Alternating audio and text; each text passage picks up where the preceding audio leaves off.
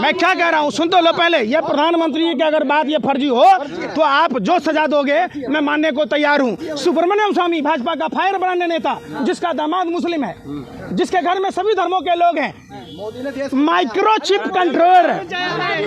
अरे सुन तो लीजिए, 2014 के बाद ये पैदा लिया, इसके पापा नरेंद्र मोदी हैं। इनकी माँ से पूछना 2014 से पहले ये थे ही नहीं। ये थे सुनो पहले बात, हम नहीं कह रहे। माइक्रोचिप कंट्रोलर बनाने वाली कंपनियां, जापान की कंपनियों से हमने बात की, तो सुब्रमण्यम स्वामी पर एफआईआर क्यों नहीं? प्रधानमंत्री ने कहा ईवीएम से चुनाव क्यों? एक बार बैलेट पेपर से चुनाव हो तो नरेंद्र मोदी पर एफआईआर क्यों नहीं?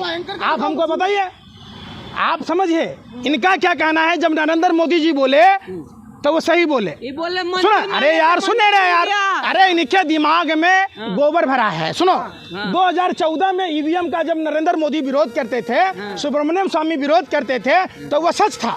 अब जब चूंकि 2022-23 में ईवीएम का विरोध दूसरा कर रहा है तो लोगों को बुरा लग रहा है। हम कह रहे हमारी बात पर भरोसा मत करो।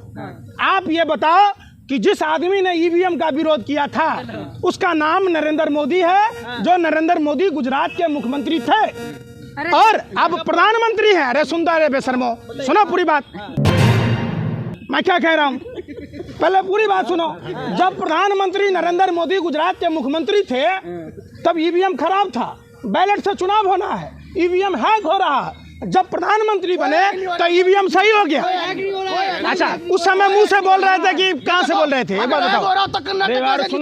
मंदिर के उद्घाटन का सवाल है, सत्य सनातन हिंदू धर्म को बचाने का सवाल है, तो हिंदू धर्म के हिसाब से नींव की पूजा होनी चाहिए, साथ में जसोदा बेन होनी चाहिए, भवन तैयार बन के होता, 3 दिन के लिए छोड़ा जाता, मूर्ति की शुद्धिकरण की जाती, पुष्पवास होता, फलवास होता, जलवास होता, तमाम अनुष्ठान है। जब अनुष्ठान हुआ नहीं, निश्चित तौर पर जैसे लोग, महेश शाह जैसे लोग, हेमंत बिश्व शर्मा जैसे लोग, एकनाथ शिंदे, भावना गवली, नारायण राणे जैसे लोग जो देश के लुटेरे हैं वो भाजपा के साथ हैं। ये सारे देश बचाने वाले हैं। 27 तारीख को पापा जी बोले थे चक्की पी उस आदमी को कैसे डिप्टी सीएम बनाया गया, कैसे उनको वित्त मंत्री बनाया गया। तो ये तमाम चीजें हैं। देश को बचाना है तो मोदी से निजात दिलाना होगा।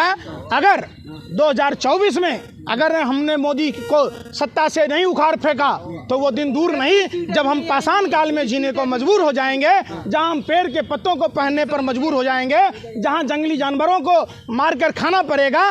इतनी त्रासदी होगी। और ये जो मंदिर के शिलान्यास में जिस तरीके से उद्घाटन में मोदी जी द्वारा जो सनातन हिंदू धर्म का पालन न किया जा रहा, इसका अनिष्ट प्रभाव होगा। इसलिए जागो हिंदुओं जागो। अरे भाई सुनो रे यार, अरे सुन रहा, अरे बेशर्मो, तुम एक बात बताओ, राहुल गांधी पोटी करेगा तू खाएगा क्या? है रजत शर्मा का भाई बन रहा है क्या तू? अमिताभ बच्चन ने पालक खाई, दांत में रेशे फंसे थे, हरे रंग की पोटी की, तू राहुल गांधी पर क्यों भरा है भाई? तू जूता क्या पहना, टी शर्ट कौन सा पहना? अरे भाई मोदी जी से पूछो ना। राम मंदिर के उद्घाटन का सवाल है, सत्य सनातन हिंदू धर्म को बचाने का सवाल है, तो हिंदू धर्म के हिसाब से नींव की पूजा होनी चाहिए, साथ में जसोदा बेन होनी चाहिए, भवन तैयार बन के होता, 3 दिन के लिए छोड़ा जाता, मूर्ति की शुद्धिकरण की जाती, पुष्पवास होता, फलवास होता, जलवास होता, तमाम अनुष्ठान है। जब अनुष्ठान हुआ नहीं, निश्चित तौर पर मैं क्या कह रहा हूँ सुन लो, सनातन देखो ये अनभक्त हैं, ये अनभक्त हैं। ये सुनो, अर्ज किया है तबाह होकर, ये तबाह होकर तबाही नहीं दिखती, ये अनभक्ति है साहब, इसकी दवाई नहीं बिकती। इसी कैसा एक अनभक्त था, अरे सुन तो लो, अरे भाई सुन तो लो, इसी कैसा एक आदमी था जिसने कहा कि मोदी जी अगर मेरी माँ के साथ सुहागरात मना लेते तो मेरा भाग्य उदय हो जाता।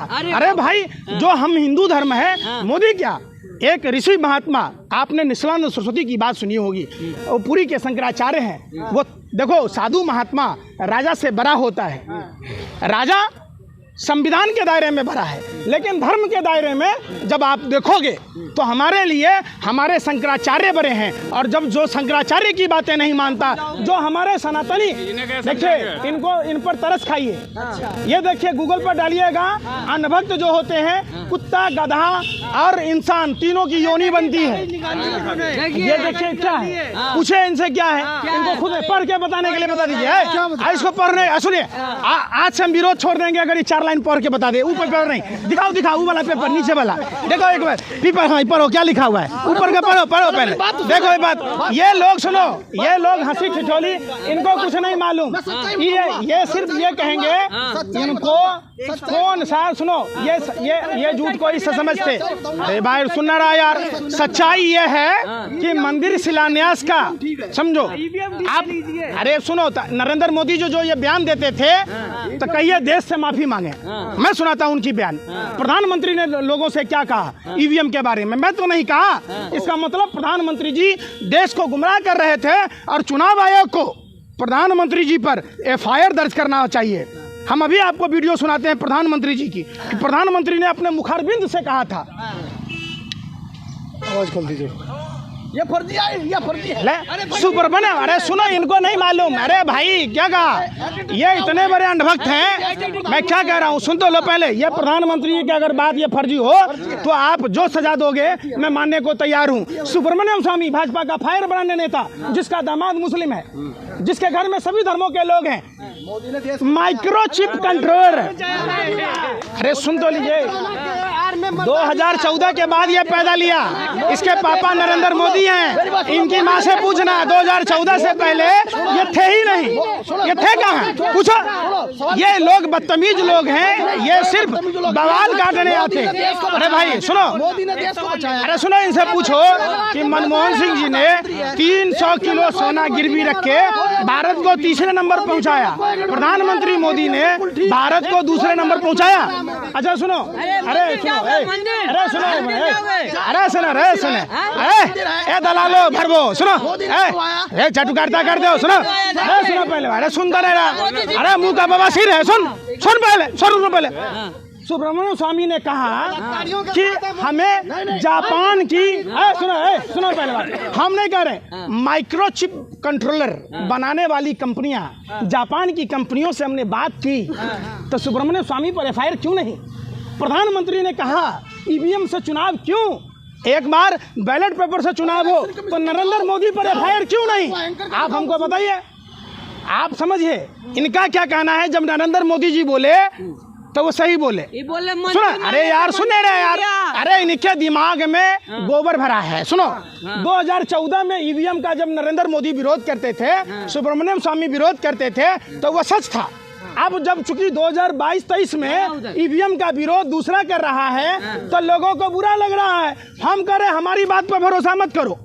आप ये बताओ कि जिस आदमी ने ईवीएम का विरोध किया था उसका नाम नरेंद्र मोदी है, जो नरेंद्र मोदी गुजरात के मुख्यमंत्री थे और अब प्रधानमंत्री है। अरे सुनता रहे बेशर्मो, सुनो पूरी बात, मैं क्या कह रहा हूँ, पहले पूरी बात सुनो।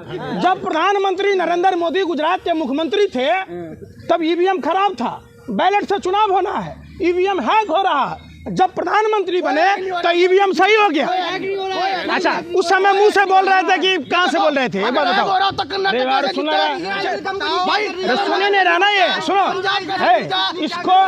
इसको देखिए, ये सारे दिन सुनो, सारे दिन। अरे सुनो पहले बात, मेरी बात इसकी बात नहीं सुनो।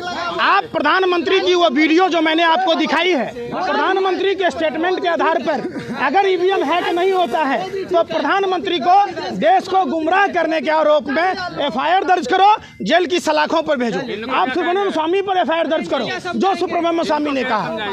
देखिए ये अनभक्त हैं, ये मानसिक दिवालियापन के शिकार हैं। इनका क्या है कि आप जैसे ही सरकार से सवाल पूछोगे लगेगा कि हमने इनके जीजा जी को कह दिया, हमने इनको छेड़ दी। तो ये अनभक्त हैं, अनभक्तों का कोई नहीं, अनभक्तों पर तरस खाइए। अरे भाई सुनो ना भाई, हाँ। सम्मान तो इतना बड़ा शरीर हो गया, अब वही चीज है। आज सुनो एक बात बताओ, रामनाथ कोविंद, अरे सुनो ये तो छोटे से दलित हैं, रामनाथ कोविंद भारत के राष्ट्रपति थे, क्या उनको मंदिर शिलान्यास में नहीं जाना था? क्या द्रौपदी मुर्मू आदिवासी समाज से हैं, तो क्या उनका सम्मान तब होता जब राष्ट्रपति जी पूरे परिवार के साथ आप जाते? ठीक है, अरे बार